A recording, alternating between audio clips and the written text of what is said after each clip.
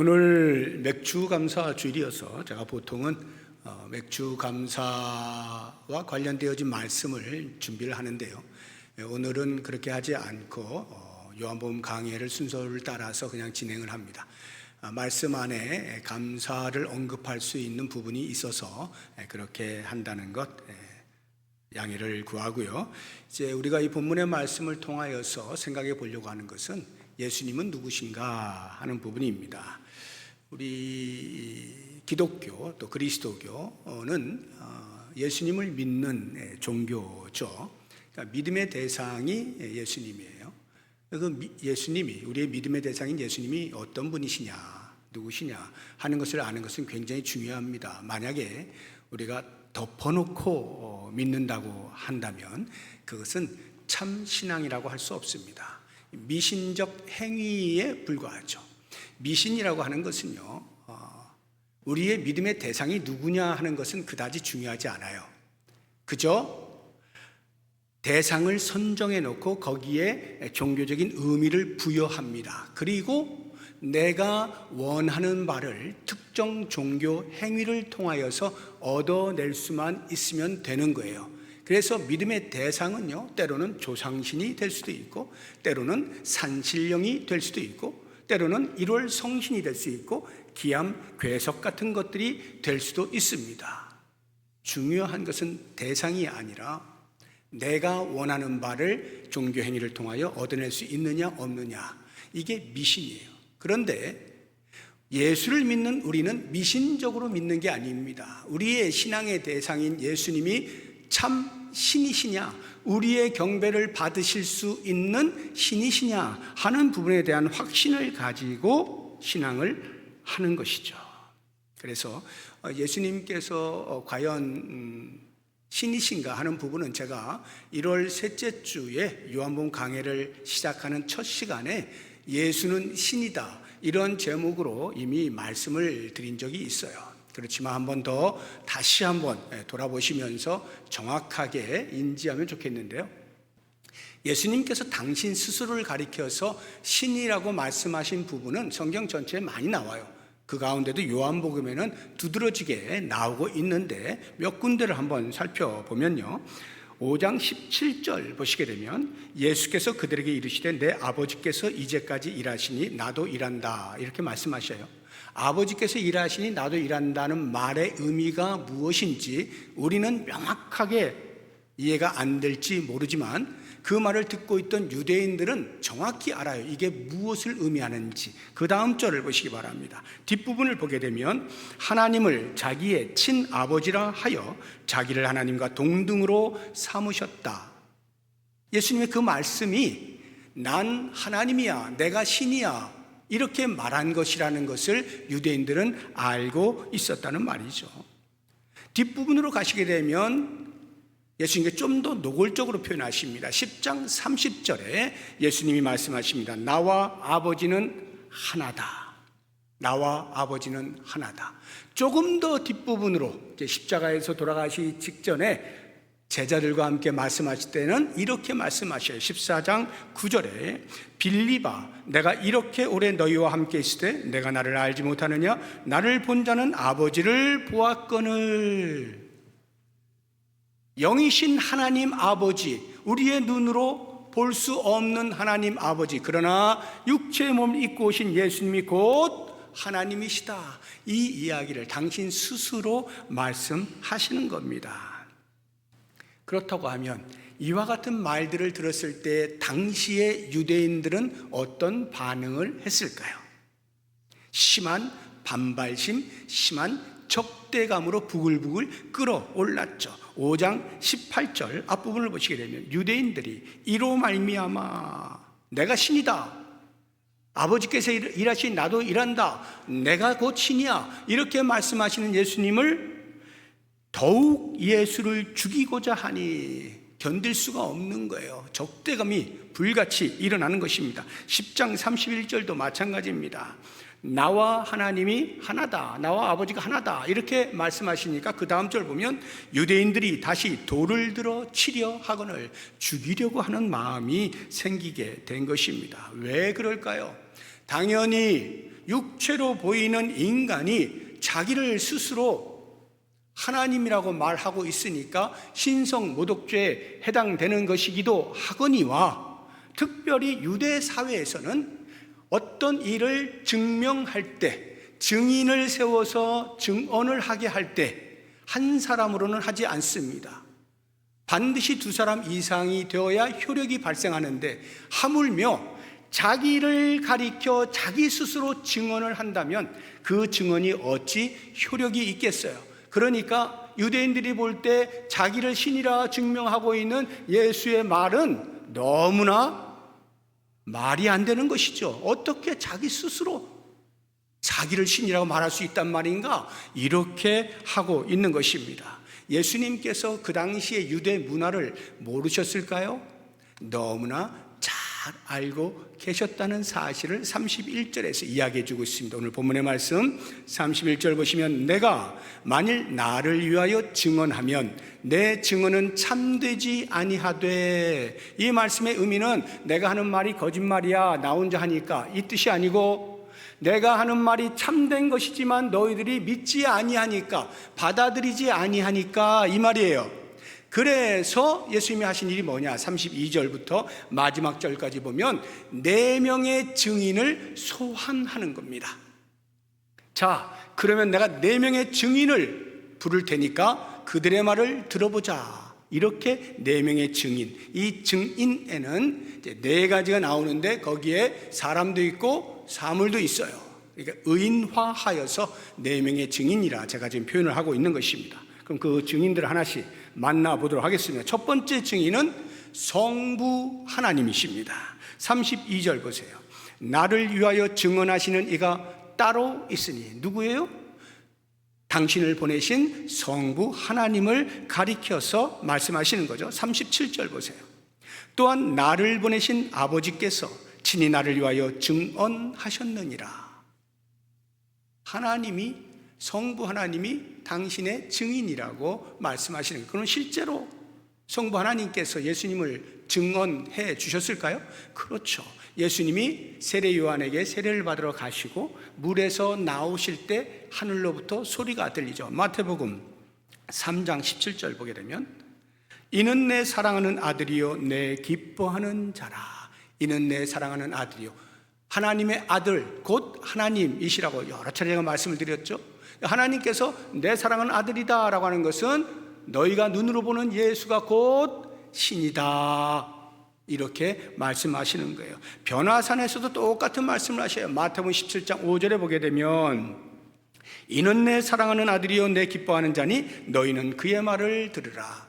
너희가 내 말만 듣겠다라고 하지 말고 나를 형상화한 육체 몸을 입고 온 예수의 말을 잘 들어라, 이렇게 하시면서 예수님이 신이신 것을 분명하게 증언해 주시는 거예요. 그렇다고 한다면 적어도 유대인들에게 있어서 눈에 보이는 예수는 받아들이지 못하지만 자기들이 조상 대대로 내려오면서 믿었던 여호와 하나님, 그 신앙에 있어서는 누구에게도 뒤지지 않거든요.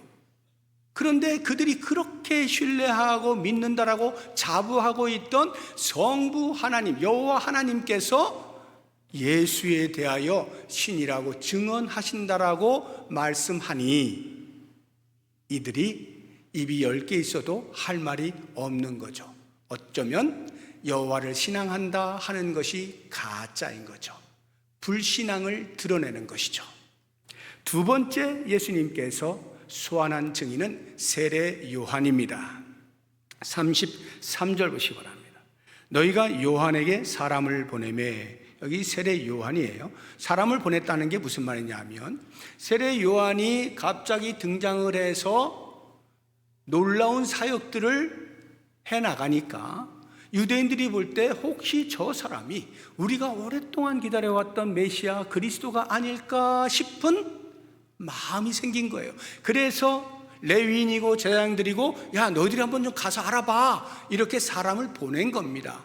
그럴 때 세례 요한이 그 온 사람들에게 뭐라고 이야기했느냐, 요한이 진리에 대하여 증언하였느니라. 진리에 대해서 증언했다. 진리가 예수 그리스도죠.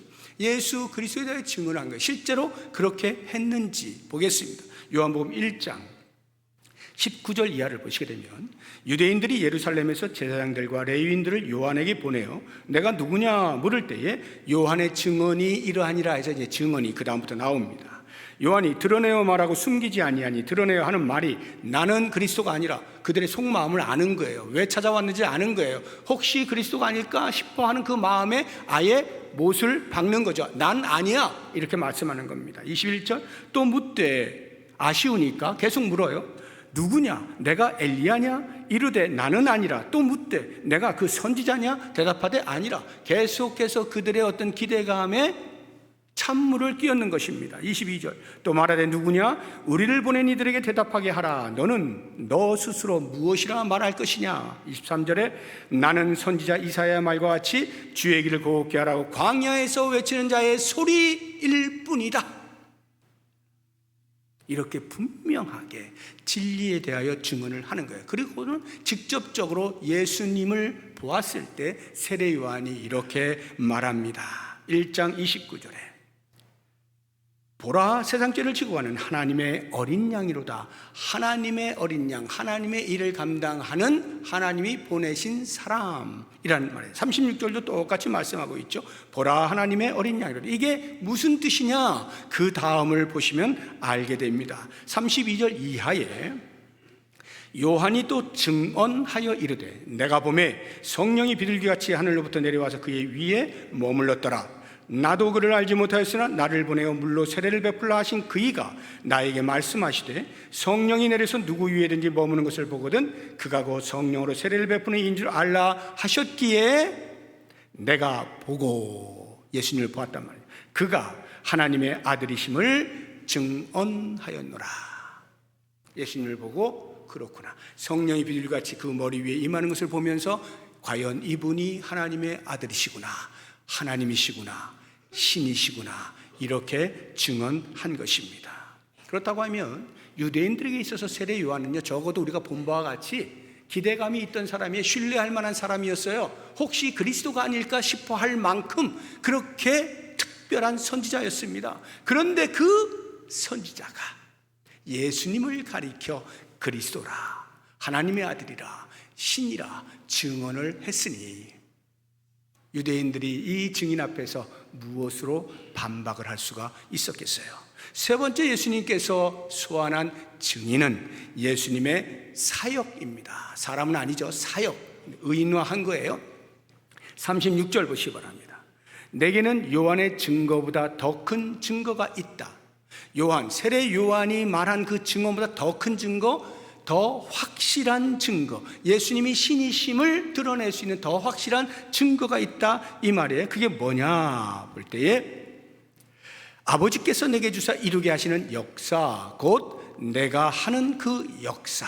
다시 말하면 예수님이 공생애에 보여주셨던 사역들, 그것들이 증인이다, 내가 신임을 증명하는 증인이다, 이렇게 말씀하는 거예요. 예수님은요, 이 땅에 오셔서 사역을 하실 때에 당신 스스로 판단해서 당신이 하고 싶은 거 하신 적이 단 한 번도 없어요. 전부 하나님께서 하라 하신 것만 하십니다.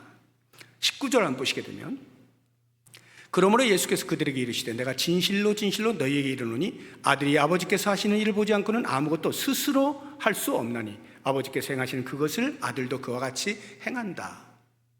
자기 스스로 임의로 하지 않는다는 거예요. 하나님이 하라 하신 것만을 하는 거예요. 30절도 보세요. 심판의 권세가 주어졌음에도 불구하고 내가 아무것도 스스로 할 수 없느라 듣는 대로 심판하노니 나는 나의 뜻대로 하려 하지 않고 나를 보내신 이의 뜻대로 하려 함으로 내 심판은 의로우니라 해서 철저하게 성부 하나님의 의존되어진 사역임을 말씀하고 있어요. 이 말씀의 의미는 예수님이 능력이 없어서 하시는 말씀이 아니라 나를 보내신 성부 하나님과 나는 하나다, 하나다, 이것을 증명하기 위하여 이런 말씀을 하고 계시는 거예요. 그래서 예수님이 공생애 동안에 보이셨던 수없이 많은 표적들, 그것은 단순히 당신 자기 자랑을 나타내기 위한 차원에서의 행위가 아니에요.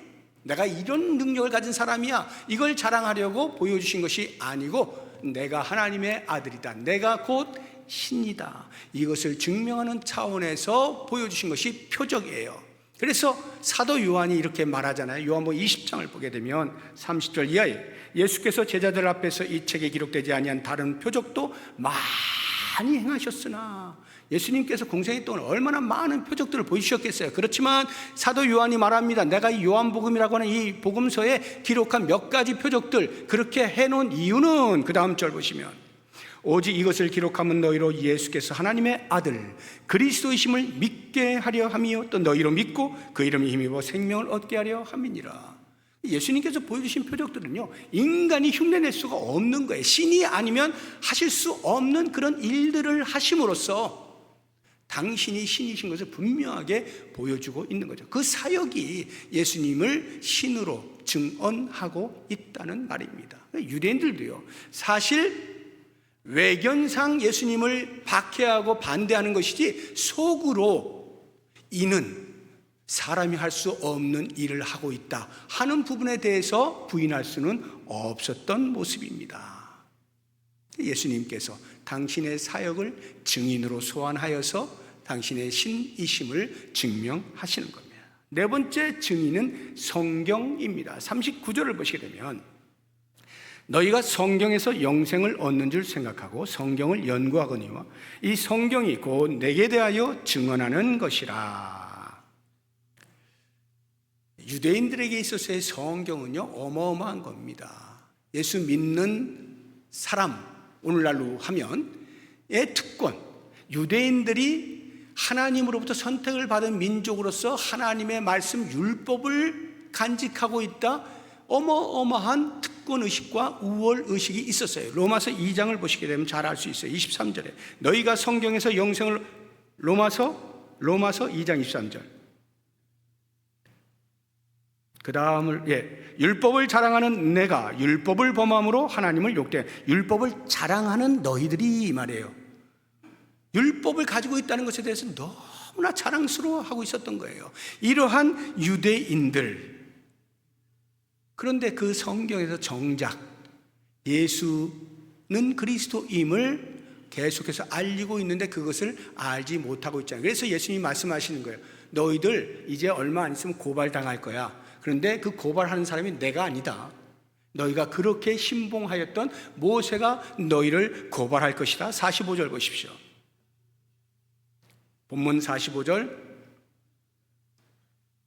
내가 너희를 아버지께 고발할까 생각하지 말라. 너희를 고발하는 이가 있으니 곧 너희가 바라는 자 모세니라. 왜 모세가 유대인들을 고발할까요? 그 다음 절에 나옵니다. 46절 보시게 되면, 모세를 믿었더라면 또 나를 믿었으리니 이는 그가 내게 대하여 기록하였습니다. 분명히 모세가 토라에서 예수가 그리스도임을, 메시아임을 증언하였음에도 불구하고 그 성경을 대한 유대인들이 정작 눈에 보이는 예수를 믿지 아니하니 사실상 모세가 한 그 말도 믿지 아니한 것과 똑같은 거죠. 모세가 불신을 당한 거예요. 그래서 모세가 유대인들을 고발한다, 이렇게 말하고 있는 것입니다. 유대인들의 그 토라 교육이라고 하는 것은 유별납니다. 우리가 유대인의 교육 방식, 예수를 믿는 사람이든 믿지 않는 사람이든 상당히 많이 알려져 있어요. 그 중에서 하브루타라고 하는 교육 방식이 있어요. 이 하브루타가 뭐냐 하면, 하베르라고 하는 히브리어의 친구라는 뜻을 가진 단어에서 파생되어진 하브루타가 교육 방식이 이런 겁니다. 그냥 일방적으로 선생님이 이야기하고 그것을 듣고 외우고 하는 이런 방식이 주입식이 아니고요, 어렸을 때부터 아이들을 짝을 지어요. 그래가지고 서로 질문을 던지게 하고 답을 하게 하고 토론 형식으로 교육을 이끌어가는 겁니다. 이 하브루타가 우리 한국에도 많이 들어와서 교회마다 어린아이들, 주일학교에 이 하브루타식의 교육 방법을 도입해서 하는 교회들이 많이 있습니다. 어렸을 때부터 토라를 그렇게 집중적으로 연구하고 질의응답 토론을 통하여서 아주 훌륭한 지식인으로 세워나가는 거예요. 그런데 그렇게 훌륭한 성경에 대하여 박식한 유대인들이 정작 그 성경에서 이야기하고 있는 예수는 그리스도이심에 대하여 인정하지 못하고 깨닫지 못하고 눈에 보임에도 불구하고 예수님을 영접하지 못하는 어리석은 모습을 보이지 않습니까? 예수님께서 하시는 말씀이에요. 너희가 그렇게 자랑하는 그 성경이 나에 대해서 증언하고 있는 거야. 이렇게 말씀하시는 거죠.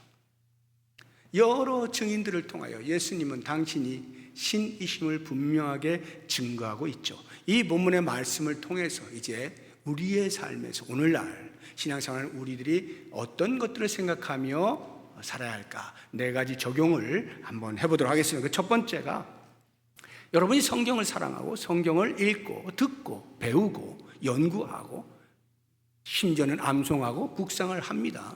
이러한 모든 행위, 성경에서 예수 그리스도를 만나는 것, 너무나 당연한 말이면서도 중요한 말입니다. 이 말의 의미는 성경을 그렇게 열심히 보고 연구하고 배우는데도 불구하고 정작 그 성경이 이야기하는 핵심인 예수는 그리스도이심에 대하여 놓칠 수가 있다는 거예요. 머리로만, 지식으로만 가득 채울 수가 있다는 거예요. 창세기 1장 1절 주룩 암송하고 요한복음 1장 1절 주룩 암송하고 어떤 내용 말하면 그거는 마태복음에 나오는 거지. 다 꿰고 있어요. 나 그거 100번도 더 들었어. 이렇게 자랑할 수도 있어요. 그런데 그와 같은 성경의 지식이요, 그 안에 계신 예수 그리스도를 인격적으로 만나지 못하면 오히려 알고 있는 만큼 그것이 독이 될 수 있습니다. 왜 독이 되느냐? 유대인들을 보면 아는 거예요. 그렇게 많은 성경 지식을 가지고 있음에도 불구하고 눈에 보이는 예수를 그리스도로 영접하지 못하잖아요. 그래서 예수님께서 그들을 향하여 평가하시는 것이 이런 겁니다. 42절 보십시오. 다만 하나님을 사랑하는 것이 너희 속에 없음을 알았노라. 그렇게 하나님을 사랑한다, 토라를 사랑하고 연구하고 하는데도 불구하고 정작 그들의 마음에 하나님 사랑함이 없다라고 말씀을 듣게 되는 겁니다. 44절 보십시오. 너희가 서로 영광을 취하고, 여기 서로 영광을 취한다는 것은 인간의, 사람의 영광을 취하는 거예요. 그런데 정작 우리는 어떻게 되느냐? 유일하신 하나님께로부터 오는 영광, 그것을 구해야 되는 거예요. 그런데 유대인들이 그렇게 성경을 많이 알고 있음에도 불구하고 하나님의 영광을 구하지 아니하고 오히려 자기의 영광을 취하는데 급급해요. 내가 성경을 이만큼이나 알고 있어. 너 얼마나 알고 있어? 자기 영광 취하는데 급급한 삶을 산다 이 말이에요. 우리는 성경을 대할 때 반드시 예수 그리스도를 만나야 돼요. 그리스도를 만난다는 말의 의미는 그리스도를 발견하고 그 속에서 그렇구나, 성경이 예수님을 말씀하고 있구나, 그래서 내가 신이신, 나의 신앙의 대상이신 예수님을 따라가야지, 예수님을 닮아가야지, 성화의 길을 걷기로 작정하는 거예요. 성경에서 예수를 만난다는 것은 성화의 길을 걷겠노라 말하는 겁니다.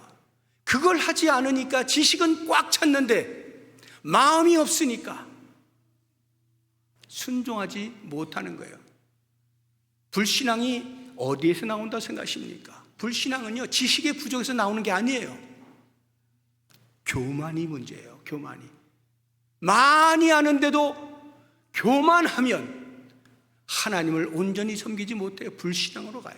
그래서 믿음이라고 하는 것은 머리에서 나오는 것이 아니라 우리의 마음의 순종에서부터 나오는 게 믿음입니다.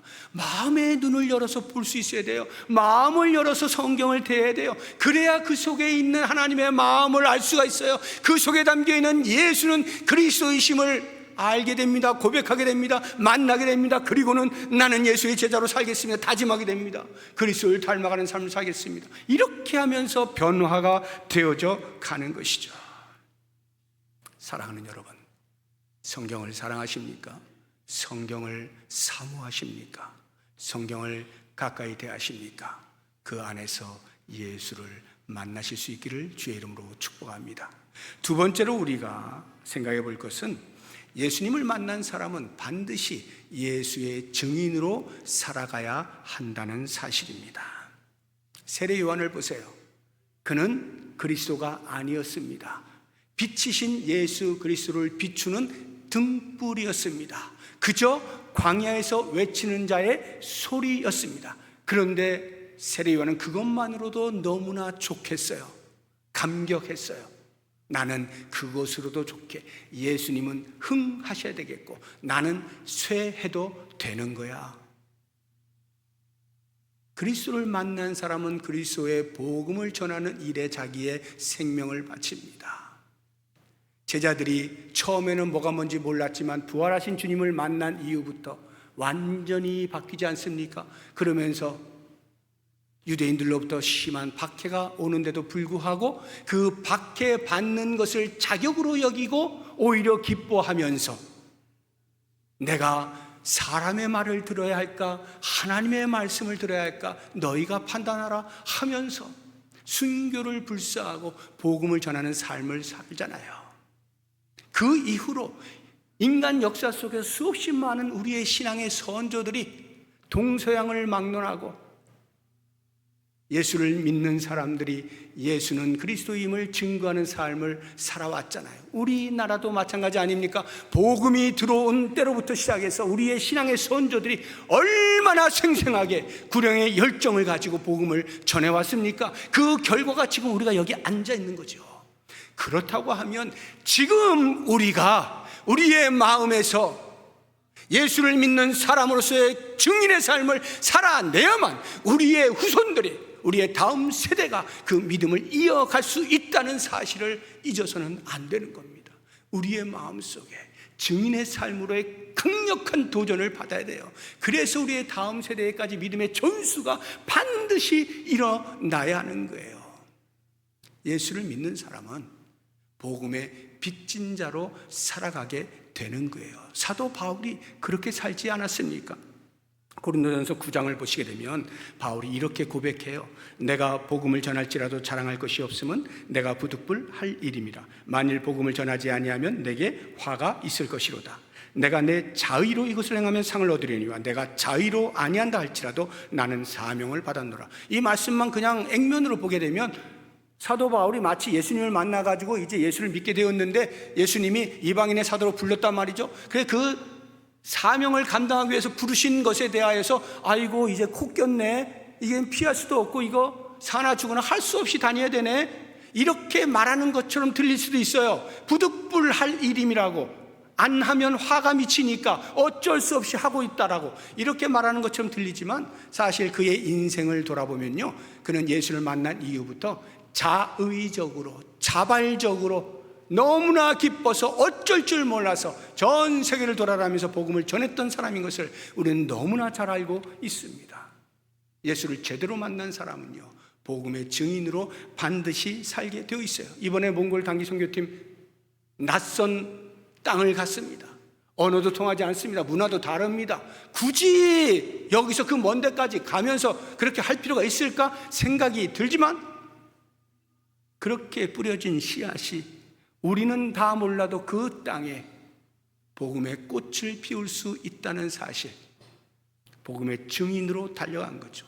그렇다면 여러분, 우리가 복음의 증인으로 산다는 것은 반드시 해외를 나가야만 됩니까? 멀리만 가야 됩니까? 아니요. 우리가 발 닿는 삶의 현장, 거기가 선교지예요. 그렇게 멀리 나아가서도 복음을 전하지만 우리의 일상의 삶에서 가장 가까이에 있는 누군가에게 예수 믿으세요, 예수 천당 불신 지옥 전할 수 있어야 되죠. 이것이 예수를 제대로 믿는 사람의 마땅한 삶의 모습인 것입니다. 세 번째로 우리가 이 말씀을 통해서 생각해 볼 것은 교회의 모든 사역은 오직 하나님의 영광을 위해서 해야 한다 하는 것입니다. 예수님께서요, 당신의 사역을 통해서 하나님이 나를 보내신 하나님의 일을 감당하는 하나님의 아들이다라고 하는 것을 증명해 내셨잖아요. 그렇게 하면서 하나님의 뜻을 이루어내시잖아요. 그런 것처럼 교회가 사역을 감당할 때 하나님께서 보내신 교회임을 그 사역을 통하여 사람들에게 드러낼 수 있어야 되는 거예요. 다시 말하면 어떠한 사역을 하든지 교회의 자랑이 되어서는 안 됩니다. 교회 함께 있는 성도들이 스스로 만족하면서 우리가 이런 교회야, 이거가 목적이 아니에요. 어떤 사역이든지 하나님이 영광을 받으시는가?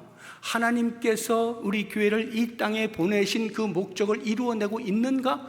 이것을 점검해야 하는 것입니다. 그렇다고 하면 우리 교회의 사역의 방향과 사역의 내용을 결정하는 일, 선택하는 일이 그다지 어렵지가 않죠. 왜? 기준이 선명하잖아요.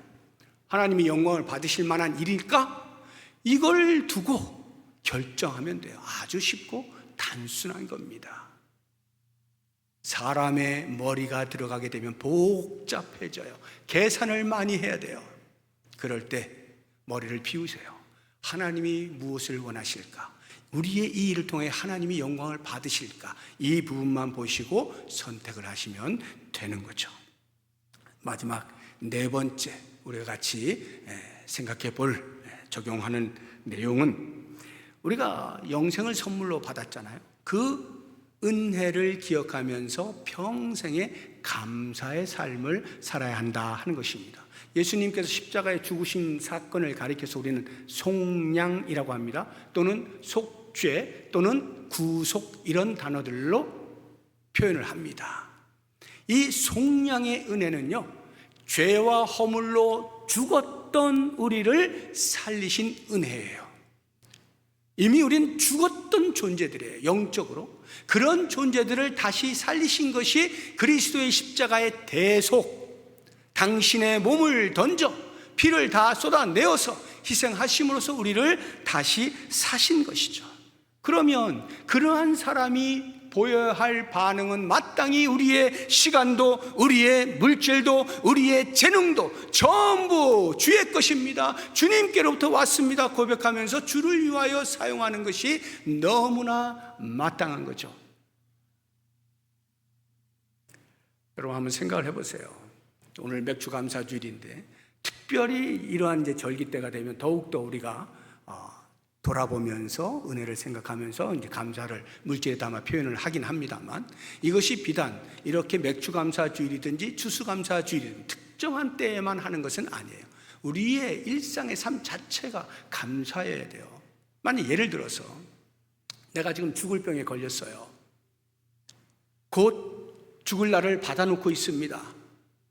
내 장기가 망가져가지고 더 이상 회생이 불가능해요. 그런데 누군가가 그 장기를 기증을 해주면 내가 그 장기 이식을 받고 조금 더 살 수가 있다라고 가정할 때, 희망 없이 살아가고 있는 나에게 기증자가 나타났어요. 그 실제로 이식 수술을 하게 되었습니다.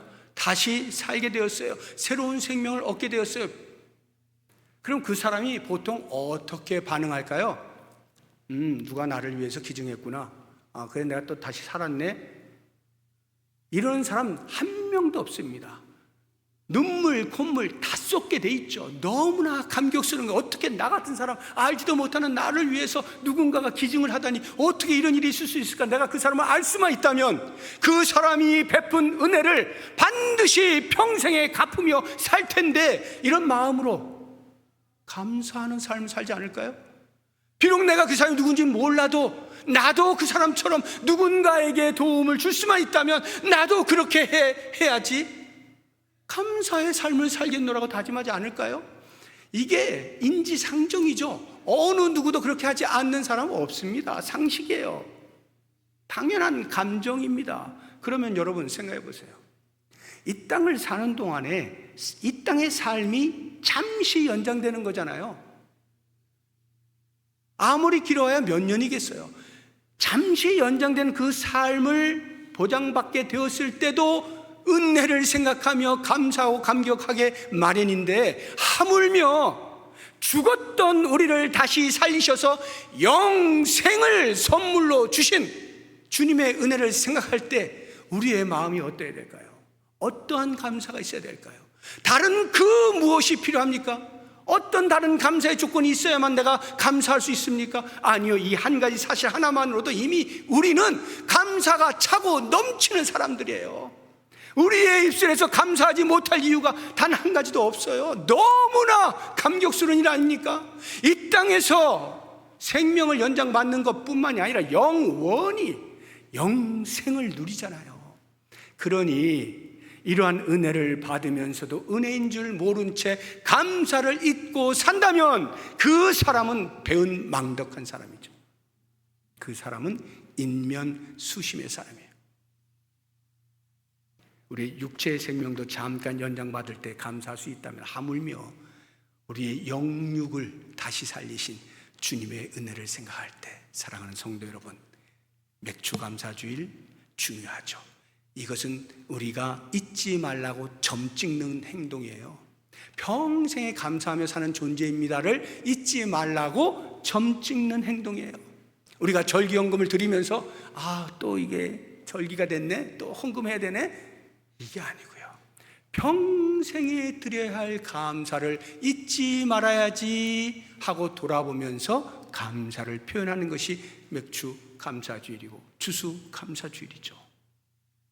모쪼록 원하기는 예수 그리스도가 우리의 신앙의 대상이며 마땅히 신앙의 대상으로 합당한 참 신이신 것을 알고 참신이신 예수 그리스도를 믿는 성도로서 주께서 원하시는 바 삶의 질을 잘 높여가면서 주님 기뻐하시는 삶을 살아갈 수 있는 우리 모두가 될 수 있기를 주의 이름으로 축복합니다. 이 시간에 말씀을 생각하면서 같이 기도할 때 제가 몇 가지 기도 제목을 드리겠습니다.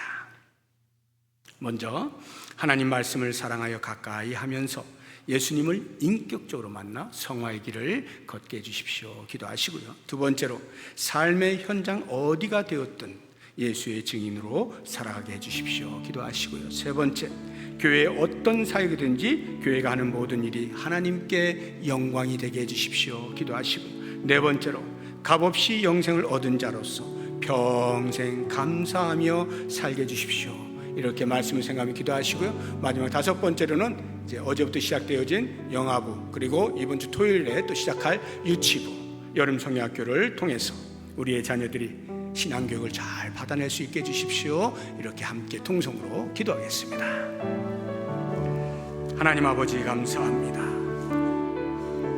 우리의 신앙의 대상이신 예수께서 그리스도이심을 알게 해주신 것 감사합니다. 주의 말씀을 통하여 우리가 배웁니다.